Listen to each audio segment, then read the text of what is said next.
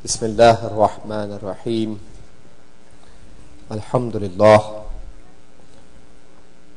لله الذي ليس لأوليته ابتداء ولا لأزليته انقضاء وانحسرت الأوصاف عن كنه معرفته وردعت عظمته العقول والذي لا تواري عنه سماء ولا أرض أرضا ثم الصلاة والسلام والتحية والإكرام على سيد البطحاء سيد المرسلين والأنبياء أبي القاسم محمد المصطفى اللهم صل على محمد وآل محمد وعلى الجوهرة القدسية البتول العذراء سيدة النساء فاطمة الزهراء وعلى بعلها أمير المؤمنين وبنيها الذين أذهب الله عنهم الرجس وطهرهم تطهيرا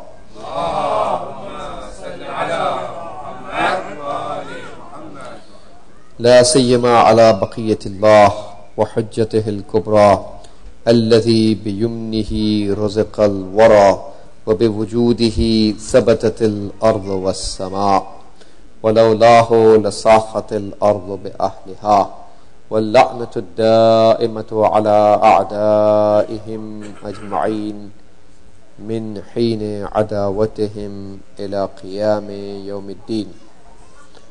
أما بعد، فقد قال الله تبارك وتعالى في كتابه الكريم: وقل اعملوا فسيرى الله عملكم ورسوله والمؤمنون. صلوات. اللهم صل على محمد وآل محمد. It is our responsibility in the time of ghaibat of the Imam of our time to not only remember him at all times, but also consider the Imam to be Nazir, watchful over our actions. And if we as believers believe that he is Nazir, watchful over our actions, this is going to make a revolution and change for good in our life. Obviously, Imam alayhi salam is watching all the amal, all the actions. In the ziyarat, we address the Imam by saying, Assalamu alayka ya nadhira sidratil muntaha. My salam to you, O the one who looks at the sidra, which is the limit. Sidra is the tree where Jibreel alayhi salam resides, and we call it the limit because it's the limit of Jibreel. He cannot go farther than that. So that's where the 70 hijabat start from after the Sidratul Muntaha. So we find that we address the Imam by saying, "O salam on you, O the one who looks towards the Sidra which is the limit." So he can look through everything available. All the heavens and earth combined are under his watch. So nothing in this world, no time and no space is beyond his supervision. Time doesn't impact the Imam because he is the Waliyul Asr. He is the ruler of the time. He has authority over the time. Time is his subordinate. Time is under his walayat. Time is muwalla alayh. Time is the subordinate of the Imam. Time was created in front of his eyes. He was there before the time was created. And the place cannot also restrict and limit his walayat, because like Shaykh al-Mufid rahmatullahi alayh has mentioned about the Imam Sahib al-Zaman alayhi salam,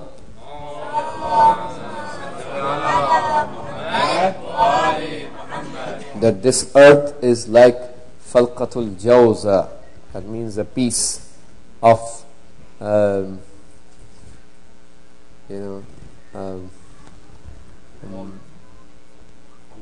walnut, the piece of walnut. If you break the walnut into pieces, just like a piece of walnut, that's small. And the hadith from Ahlul Bayt alayhim salam says that the planet Earth for the Imam is like the stone of the ring. How small it is for it's within your reach. You can do whatever to this. You can see everywhere all the time, isn't it right? So it's this is how the example has been given in the hadith, that the planet Earth is in the presence of the Imam is like the stone of the ring. So nothing can miss out from his information, despite the fact that he is ghaib. Whereas being ghaib does not mean that he is not watchful over the amal. We definitely believe that Imam alayhi salam is the ghaib. One of the tafasir about this ayat of Holy Quran, Alif Lam Mim, ذَلِكَ الْكِتَابُ لَا رَيْبَ فِيهِ هُدًى لِلْمُتَّقِينَ الَّذِينَ يُؤْمِنُونَ بِالْغَيْبِ. Those pious people who believe in the unseeable. And the unseeable ghaib is defined in the hadith of Imam al-Sadiq alayhi salam, الَّذِينَ يُؤْمِنُونَ بِالْحُجَّةِ الْغَائِبِ alayhi salam. Those who believe in the hujjat, that means the Imam who is the hujjat, and ghaib alayhi salatu wasalam. Please say salawat. Allahumma salli ala Muhammad wa ali Muhammad. So Imam alayhi salam is the madhar of the ghaib of Allah subhanahu wa ta'ala as well. And he is ghaib, but he is present, watchful among us. Ghaib doesn't mean that he is not here or he is living somewhere on Al-Jaziratul Khadra, which was a fake story, fabricated, maj'ul. It's nothing to do with haqiqat. There is no Jaziratul Khadra like that. Imam alayhi salam lives on the earth. As one of the Fatimiyin, one of the Fatimid dynasty in Egypt, who were Sayyids, one of the Fatimi Sayyid had chosen his residence on one of the islands close to Egypt, and from that incident it became famous. Sayyid al-Fatimi is living on that island, and they related that to Imam Sahib al-Zaman alayhi salam fakely, which he has nothing to do with that. There's no Jaziratul Khadra, which is the residence of the Imam. And some people ended up talking about the Bermuda Triangle and all. That's incorrect, fabricated, baseless stories. Imam alayhi salam lives on this earth, lives on the earth, and he is able to be seen. يَرَوْنَهُ وَلَا يَعْرِفُونَهُ. People see him but do not recognize him. وَيَرَاهُمْ وَيَعْرِفُهُمْ. He can see the people and recognize them. So Imam is here, he is seeable, people can see him. When he appears, people will say, well, I saw him there, I saw him there, because he was seeable. The ghaibat, when we say, it's not a ghaibatun maddiya, there is no hijabun maddi, there is no physical curtain there is between us and the Imam. When we talk about the ghaibat, it means that there is a hijab which is a lack of ma'rifat, lack of the ma'rifat and of the shanakht of the Imam. Like in Farsi we say shanakht. The lack of shanakht and ma'rifat, lack of in-depth recognition. People do not do not know their fara'id and do not practice their fara'id towards the Imam alayhi salam. This is about ma'rifat. If we knew our duties towards the Imam and his walayat, and we are practicing our duties, there is no hijab between the arifin, the person who has ma'rifat. There is no hijab between him and the Imam. Hijab is of the jahl about the walayat of the Imam. Those who have the ma'rifat of the walayat have no hijab. So what we were discussing is that we should thank Allah subhanahu wa ta'ala for blessing us to be living in the time of this Imam, for which our Imam as-Sadiq alayhi salam has said,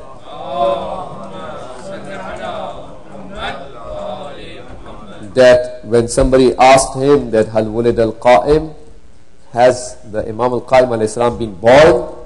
So Imam alayhi salam replied, La, no. Wallahi law adraktuhu la khadamtuhu ayyama hayati. I swear to Allah, if I had found him, I would have served him throughout my life. Imam as-Sadiq alayhi salam is ready to serve the Imam for his entire life.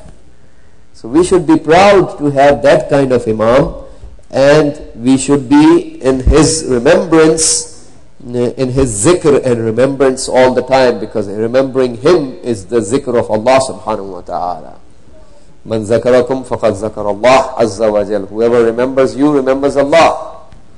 So we need to remember the Imam, and that's how we will remind ourselves to perform the duties towards the Imam.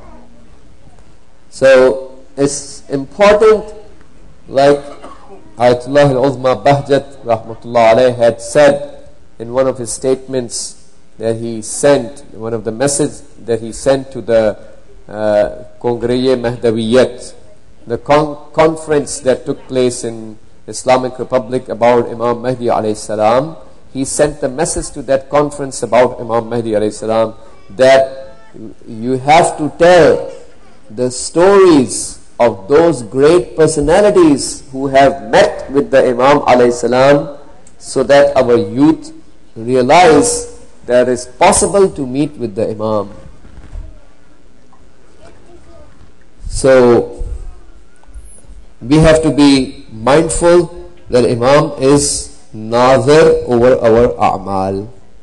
So this ayat of Holy Quran, which I recited in the beginning of my speech, وَقُلْ اعْمَلُوا فَسَيَرَ اللَّهُ عَمَلَكُمْ وَرَسُولُهُ وَالْمُؤْمِنُونَ.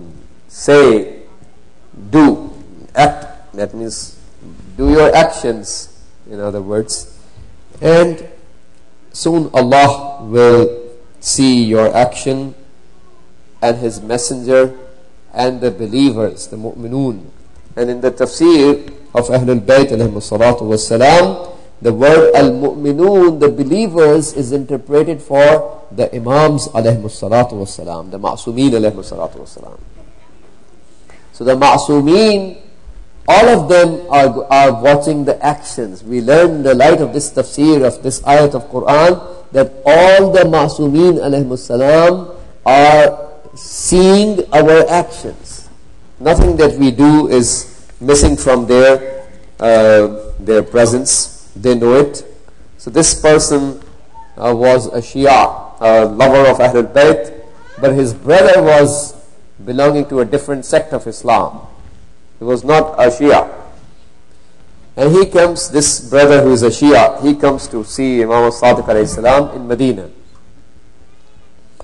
And Imam alayhi salam asked about his brother, that brother who belonged to a different sect of Islam. He says, yes, my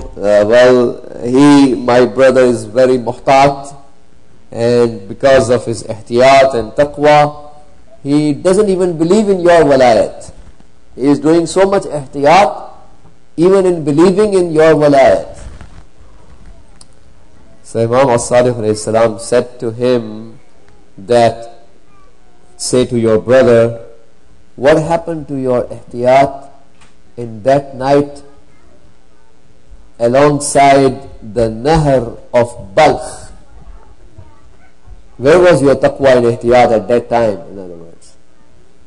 Obviously this brother doesn't know anything about that story, but he went back all the way. Balkh is is there, in Afghanistan. So you just imagine it's a long travel for the person to go all the way from Medina back to Balkh in Afghanistan. And so when he went back after his travel, he met with his brother and he gave the message of Imam Sadiq alayhi salam to his brother that this is what the Imam has said. So he was shocked. His brother was totally in shock and obviously surprised by hearing this remark, and he said to his brother that I accept the walayat of your Imam Sadiq alayhi salam.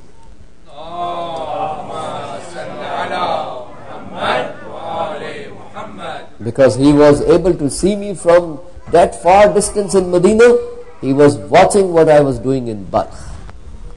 So this brother said, who is a Shia, he said to his brother, what were you doing in that night that Imam alayhi salam is talking about?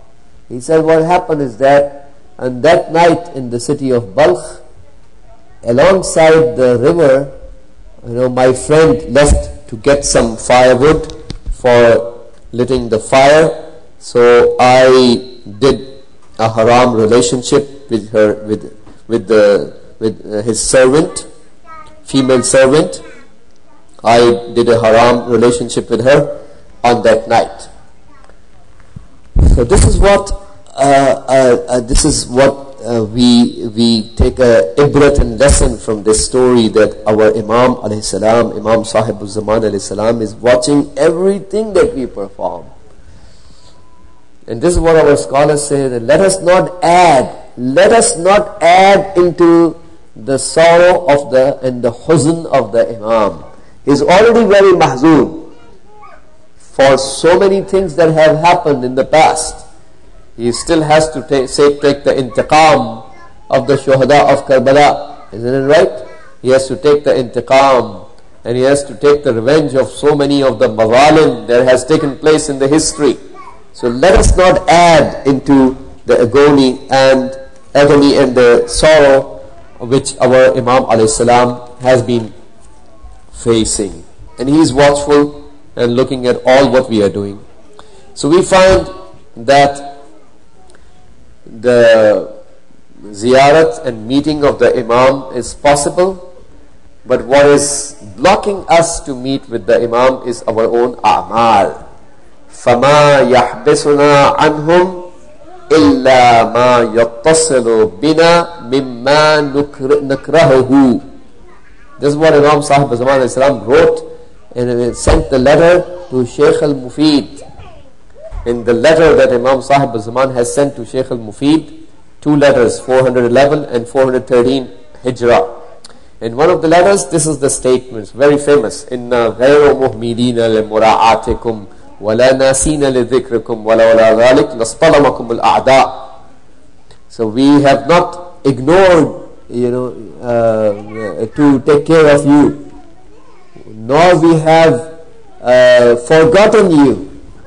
And if that was the case, enemies would have destroyed you, in other words.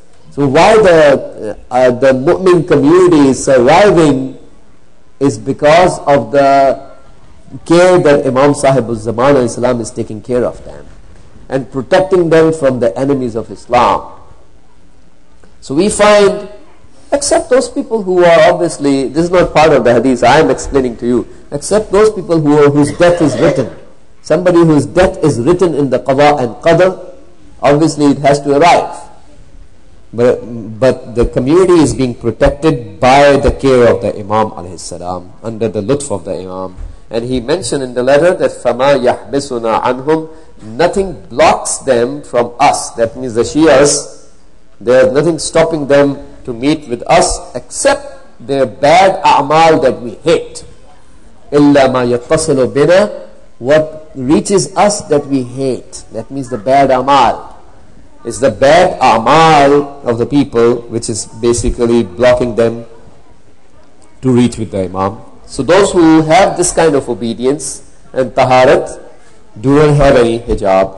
This is what we as the believers too in the Imam alayhi salam and his walayat are supposed to strive in our life to maintain and to establish and to enhance this taharat in the qalb.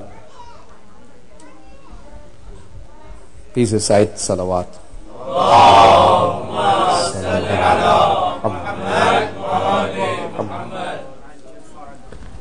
There are abundant stories.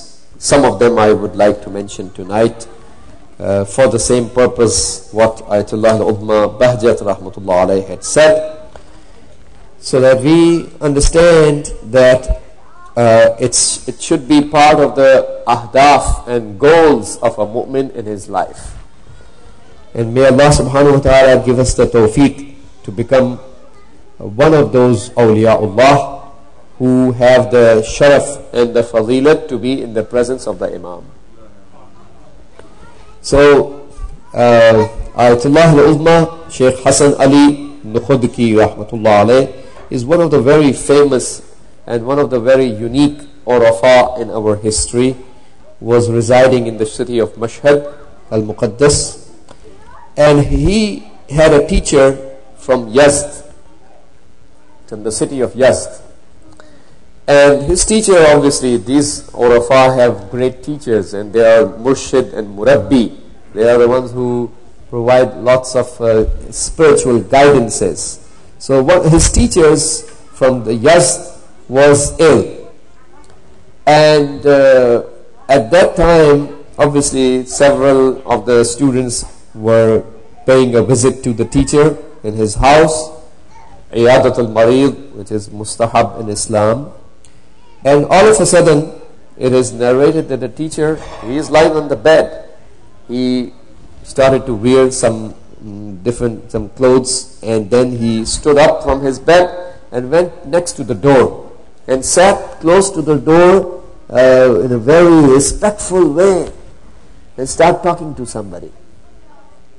And the rest of the people are not hearing any voice, they are not seeing anybody at the door, but they are hearing their teacher talking, but they are not hearing anyone else. Who is there? Who is he talking to? They are not seeing, they are not hearing the voice of that person.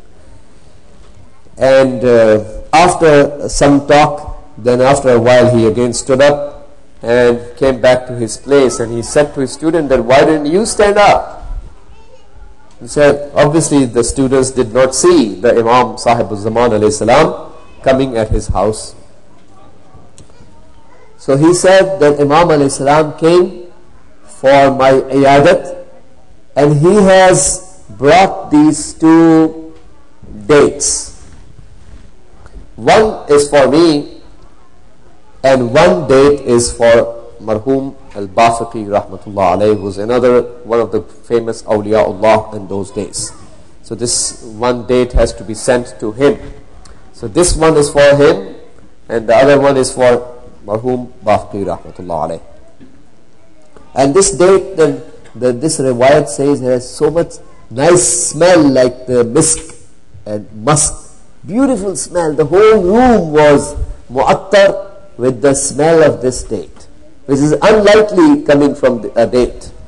And this is why he sent the other date for Marhum Bafiqi rahmatullah alayh. And this person was carrying the date wherever he was going. People were asking him, what kind of smell you have? Because everyone is feeling this extraordinary smell which is coming from that date. So this is how we find that Imam alayhi salatu wasalam have visitation towards his beloved personalities. Actually, if you look in the ahadith of Ahlul Bayt alayhi salam, they say that you don't need to come to us. We will come to you ourselves. That means if we have the islahun nafs, if we protect our spirituality, we don't need to come towards Ahlul Bayt. Ahlul Bayt alayhi salam are always ready to come towards us. They are Sakhi ibn al-Sakhi and Kareem ibn al-Kareem. They themselves will take a step forward to come towards us and help out their followers. So this is the personality of each of the Imams. our Imam alayhi salam is unique from several perspectives, including the fact that he is of the Sinnu Shuyukh, and he is in the age of the old and elderly people. Obviously right now his age is more than 1200 years, isn't it right?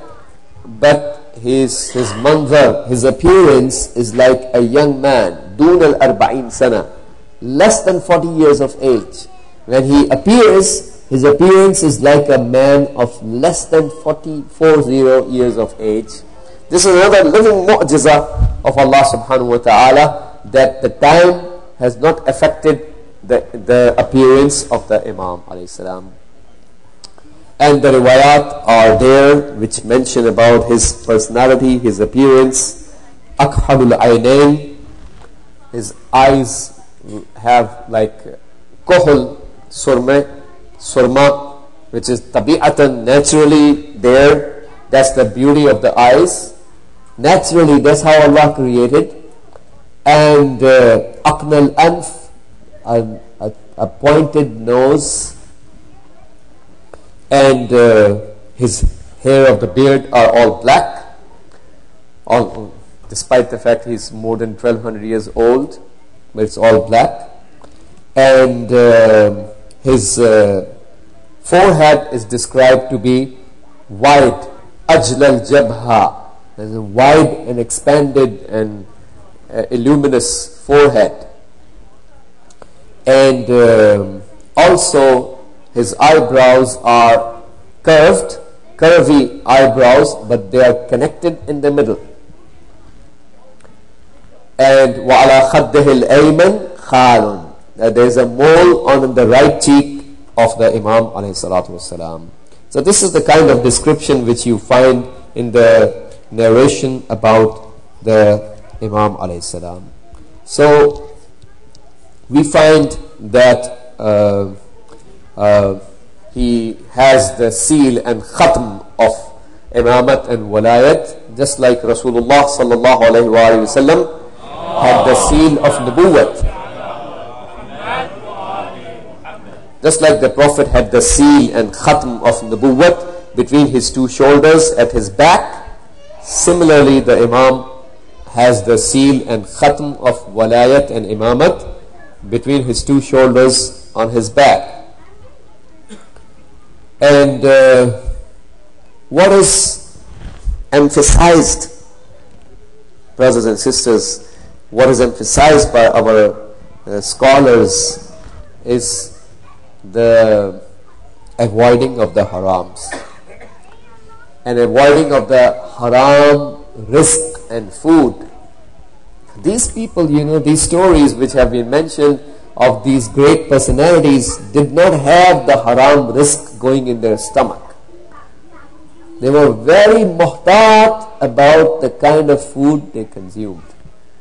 There is a story which is mentioned, I would like to mention that, of a mu'min, a very nice and a person who was not an alim in that sense of the word, but a regular mu'min, regular in the sense that he was not an alim, but he was a very pious person. Haj Muhammad Ali al-Shandi rahmatullah alayh, and it's narrated that Imam alayhi salam came to see him at the occasion of Arafat, in the Maidan of Arafat. And Imam congratulated him for spending the night in the Maidan of Arafat. Baytuta is mabit, or Baytuta is mustahab, is sawab. We spend the night in the Arafat. Obviously, when you go to Mash'ar al-Haram, Muzdalifah, we need to be there from the Al-Fajr al-Sadiq to the sunrise. That's what is wajib.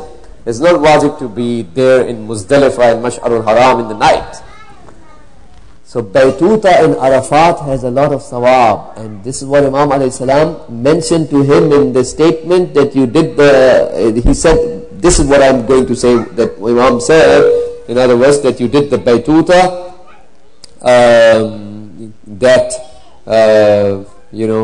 that my grandfather Imam Hussain alayhi salam did. So that is the seerat of Ahlul Bayt alayhi salam, to spend the night in Arafat. Well, Arafat is a place which is related to Ma'rifat. Our scholars say the reason why we call this Maidan of Arafat to be Arafat, that a mu'min is supposed to go past the stage of Ma'rifat. When he leaves this Maidan, he's supposed to be done with the Ma'rifat of Ahlul Bayt alayhi salam. So now that he is moving towards Mash'arul Haram, which is the place of shu'ur and awareness, he is already entering into the place of shu'ur and awareness after having the Ma'rifat. This is how it works. So this person, Haj Muhammad Ali, he used to sell potatoes. Back then in his country, in Iran, he was a small business selling potatoes and onions. Like I said in the beginning, he was not a scholar in that sense of the word, but never used to consume the haram rizq.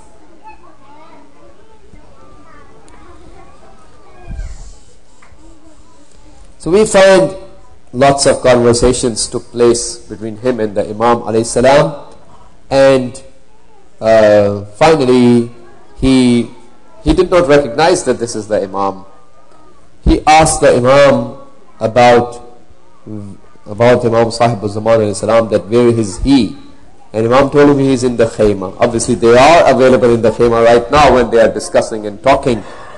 And he said that this is the time, this is the day of Arafah, Yawm Arafah, and obviously Imam is supposed to be in the Maidan of Arafah at this time. We know that Imam alayhi salam performs the Hajj every year. So when the time of the Wuquf in Arafat comes, then everybody has to be there. Imam, including the Imam, he follows the same Sharia. So he is also in the same small Maidan of Arafat. That's where the Imam is at that time. So he asked the Imam he asked Imam Sahib al-Zaman without recognizing that he is the Imam, that where is he?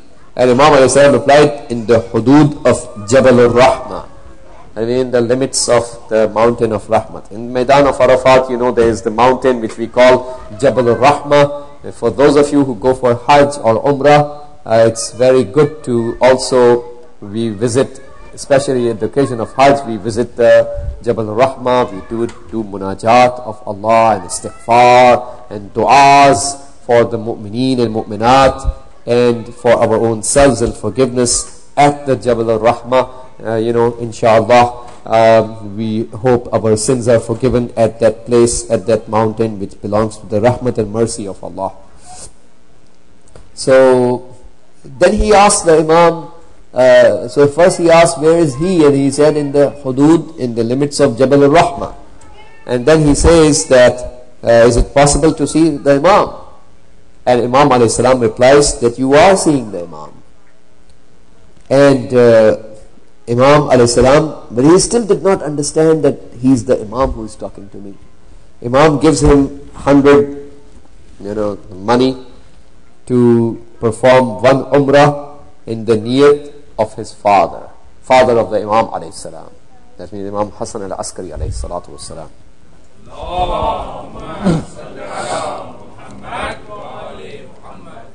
So obviously when he receives the money, Haj Muhammad Ali, he receives the money from the Imam to perform Umrah, Niyabatan. So he asks, what's the name of your father?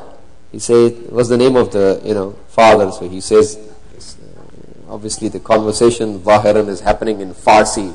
Imam Sahib al-Zaman speaks all the languages. So as it is narrated, he mentions the name Hassan of his father's name is Hassan, obviously Hassan al-Askari alayhi salam. So he says, okay, what is your name? And he mentions his personal introduction as Mahdi alayhi salatu wasalam.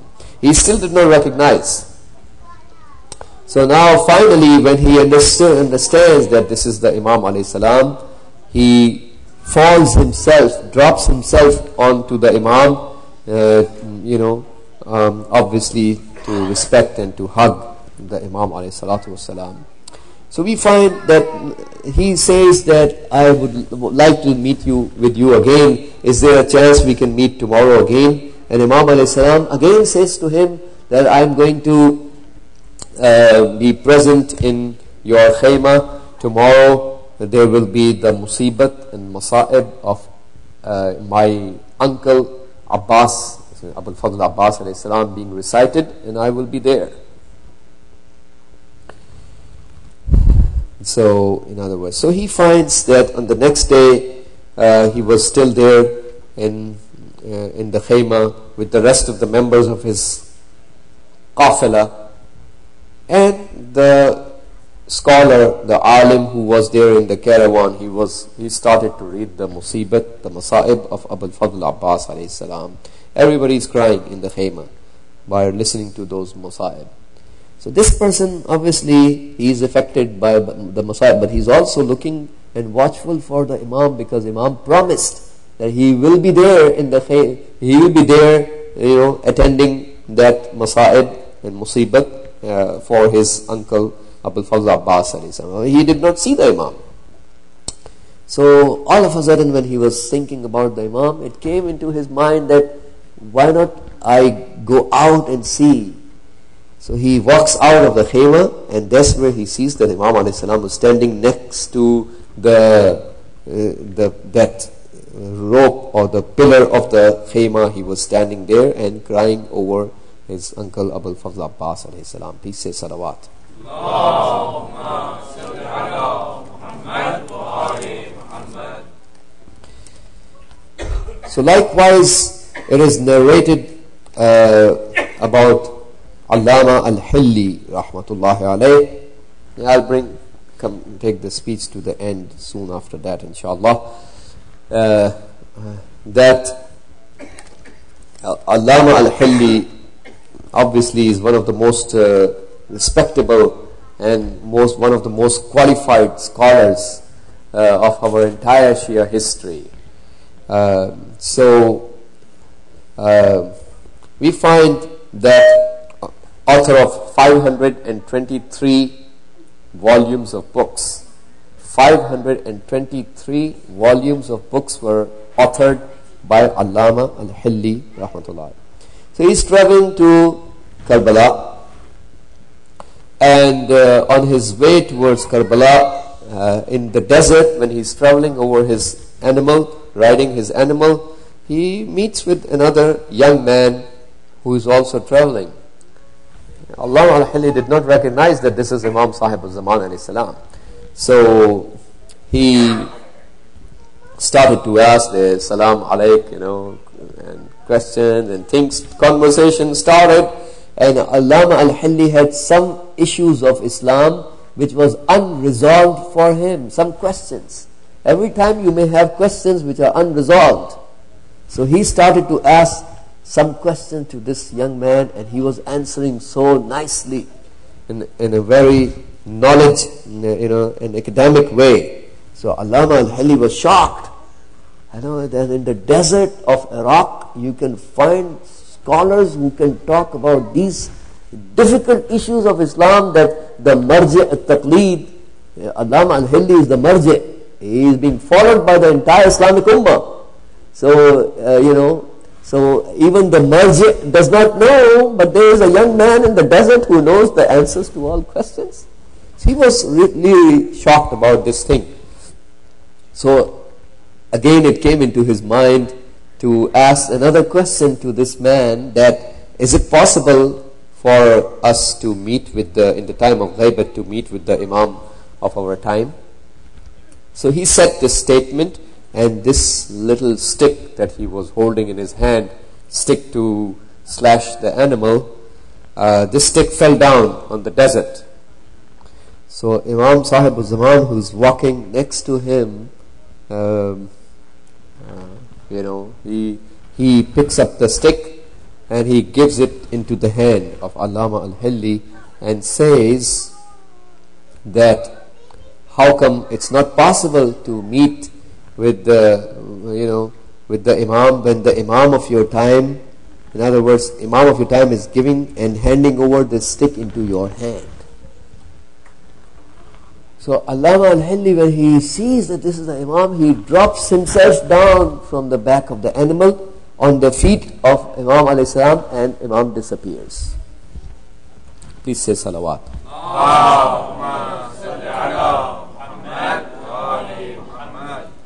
When he becomes unconscious and he regains his conscience after becoming unconscious, he finds that the Imam is not there.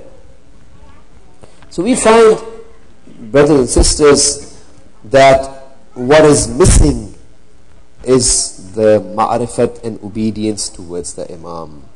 And what is blocking us, I'm talking about myself, what is blocking us is our own sins, which blocks us from the Imam alayhi salam. So this is one of the benefits of attending the Majalis al-Aza of Abi Abdullah al-Husayn alayhi salatu wassalam, is that it transforms our qalb. It creates an inqilab in the qalb. Taqleeb al-quloob, ya muqallib al-quloob wal-absar. The taqleeb al-quloob happens, the changing and revolution and altering and total transformation of the quloob and souls of the people happens because Imam Hussain al-Islam is the mazhar of this name of Allah as well. So likewise, mentioning the masa'ib of Ahlul Bayt alayhim as-salam, khususan the masa'ib of Abul Fazl Abbas alayhi salatu was-salam. Abul Fazl Abbas alayhi salam is unique, and he is mahbub and beloved of Amir al-Mu'mineen alayhi salam. In the Battle of Siffin, we find Abul Fazl Abbas has been taught by Imam Ali himself the asalib al-harb, the tactics of war and how to fight, was taught by Amir al-Mu'mineen alayhi salam. So he is the student of Imam Ali alayhi salam, and he was protected, he was saved, he was prepared by Imam Ali alayhi salam for the day of Karbala. So when the day of Ashura arrives, Abul Fazl Abbas can be present to defend Hussain ibn Ali alayhi salam. And this is the job that Abul Fazl Abbas alayhi salam did, in the excellent way. We find that everyone has been focusing on Abul Fazl Abbas alayhi salam. So on the time of the Rihlat and Shahadat of Amir al-Mu'mineen alayhi salam, he gives the hand of everyone, into the hand of Imam Hassan al-Mujtaba alayhi salam. But he did not give the hand of Abul Fazl Abbas. And when Hazrat Baneen salamullah alayha, she asked Amir al-Mu'mineen about that, Imam Ali alayhi salam hands over the hand of Abul Fazl Abbas into the hand of Imam al-Hussain alayhi salam. So we find he is the beloved in the eyes of everyone. Everyone is focused on Abul Fazl Abbas. So Imam Ali alayhi salam is expecting Abul Fazl Abbas to make sure that he proves his shaja'at. He defends Imam Hussain alayhi salam the way he's supposed to defend. And he's supposed to take care of Abu Abdullah al-Hussain alayhi salam. Likewise, we find that he is the markaz and focus of Sayyidah Zainab salamullah alayha.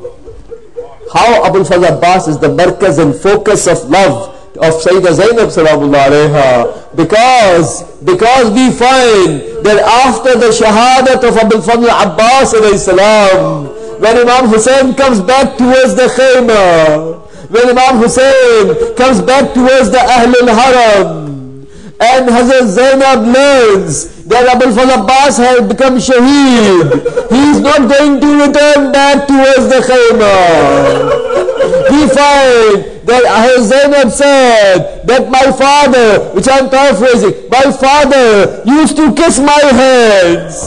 Imam Ali used to kiss the hands of Hazrat Zainab by saying that the tanab, the ropes will be tied in your hands. Obviously, Hazrat Zainab now understands that now that Abul Fadl Abbas has become shaheed, now she understands the time has arrived where who can tie up the ropes in the hands of Hazrat Zainab, who has a brother like Abul Fadl Abbas. It is impossible to do that. It is impossible to tie up the hands of Zainab in the presence of Abul Fadl Abbas alayhi salam. But now that she knows that Abul Fadl Abbas has gone, he became shaheed, Hazrat Zainab understands this is the time what her father has said. The time where the ropes will be tied and rope will be tied into her hand has arrived. Likewise, this is also narrated by some scholars that in the night before Ashura, Abul Fadl Abbas visited into the khayma of Kulthum. So she was crying in her khayma. She was crying in the night of Ashura, and Abul Fadl Abbas started to talk to her, and she said to him that everyone is preparing their children to sacrifice their kids for Imam Hussein sacrifice their children for Imam Hussein tomorrow on the day of Ashura, in other words. But I don't have children. I don't have children to sacrifice for Imam Hussein. And Abul Fadl Abbas replies back to Kulthum that I will be sacrificed on your behalf. Look at the azamat of Abul Fadl Abbas alayhi salam. So he is the markaz of tawajjuh of Kulthum salamullah alayha as well. He is the markaz of tawajjuh of Amir al-Mu'mineen. He is the markaz of tawajjuh of Hazrat Zainab and Hazrat Kulthum. And likewise he is the markaz of tawajjuh of al-Baneen alayhi salam as well. So we find when the qafila of Ahlul Haram, Ahlul Bayt arrives in Medina, the qafila comes into Medina, and we find that this mu'min was asked from Imam Sajjad to go and announce about the arrival of Ahlul Bayt, and he goes there, he visits into the city of Medina, and he announces that to the people of Medina that this is no longer the place for you people to live, because the Ahlul Haram have arrived after what happened in Karbala. So Al-Madina alayhi salam, she also comes when she hears the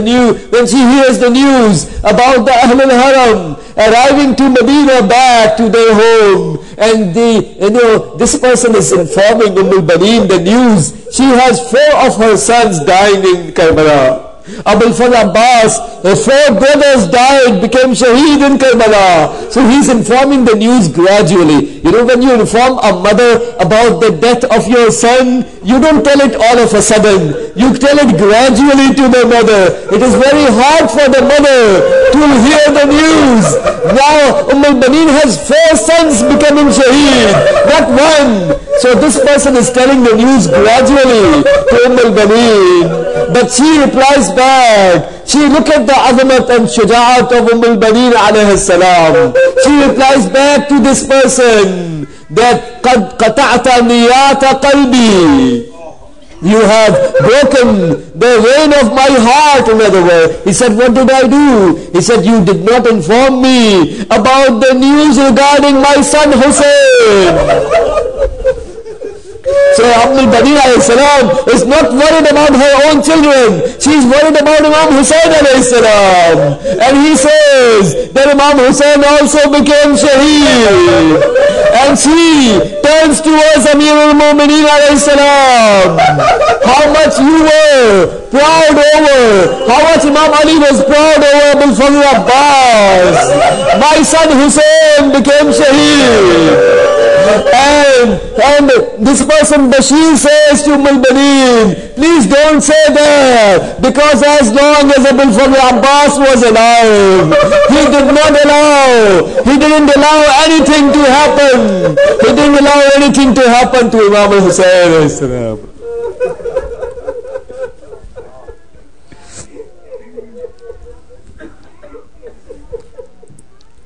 Ala la'natullah. على القوم الظالمين وسيعلم الذين ظلموا أي منقلب ينقلبون إنا لله وإنا إليه راجعون إلهي بحق الزهراء وأبيها وبعلها وبنيها والسر المستودع فيها يا الله يا الله يا الله يا الله يا الله يا الله يا الله يا الله يا الله يا الله.